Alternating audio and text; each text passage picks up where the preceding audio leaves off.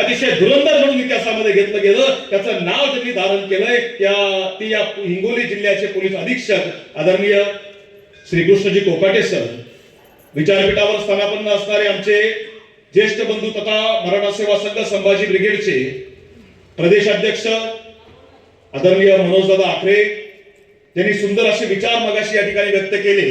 ते यादवरावजी गायकवाड सर, आदरणीय भगवानजी सूर्यवंशी सर, आणि खऱ्या अर्थानं त्यांचा गौरव झाला पाहिजे की ज्यांच्याकडे सगळं आहे, माणसं समृद्ध असताना सुद्धा आपण काहीतरी द्यावं अशी भावना कोणामध्ये निर्माण होत नाही. पण शिक्षिका म्हणून कार्यरत असताना समाज पुढे जावा आणि हा ज्ञानयज्ञ चालू राहावा, ज्याकरता खऱ्या अर्थानं त्यांनी एक मोठी मदत त्या व्याख्यानमालेला देऊ केली आणि सुपूर्द केली. त्या आदरणीय शोभाताई धुमाळ आणि विचारपीठावरील सर्व सन्मान्य मान्यवर, त्यांच्या माध्यमातून या सगळ्या व्याख्यानमालेचं नियोजन झालं. मानवतकर सर असतील, गायकवाड सर असतील. खरं तर कार्यक्रम पत्रिका पाहताना मी बघितलं की आजकाल कार्यक्रम पत्रिकाचं स्वरूप असं आहे की व्याख्याते 3 असले, प्रमुख पाहुणे 6 असले तर आयोजकांची नावं 100 असतात आणि कार्यक्रमाला लोक उपस्थित झाला 20. ही परिस्थिती बऱ्याच ठिकाणी राज्यभरामध्ये बघायला मिळते. पण इतकी सुंदर कार्यक्रम पत्रिका काढली आहे की एकाचं सुद्धा नाव आपण टाकलं नाही. आपण लहुजी साळवेंच्या महासंघाच्या नावानं हे सगळं या ठिकाणी नाव एक कुणाचं न टाकता महापुरुषांच्या नावानं काढली. त्यामुळे एका दुसऱ्याचं नाव घेणं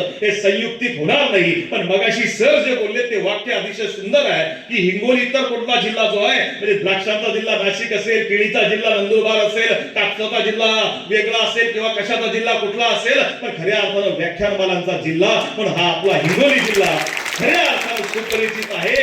याचं कारण तुम्हाला या ठिकाणी सांगतो की या ठिकाणी राष्ट्रमाता मासाहेब जिजाऊंच्या नावानं सुंदर अशी व्याख्यानमाला गेली अनेक वर्ष चालते.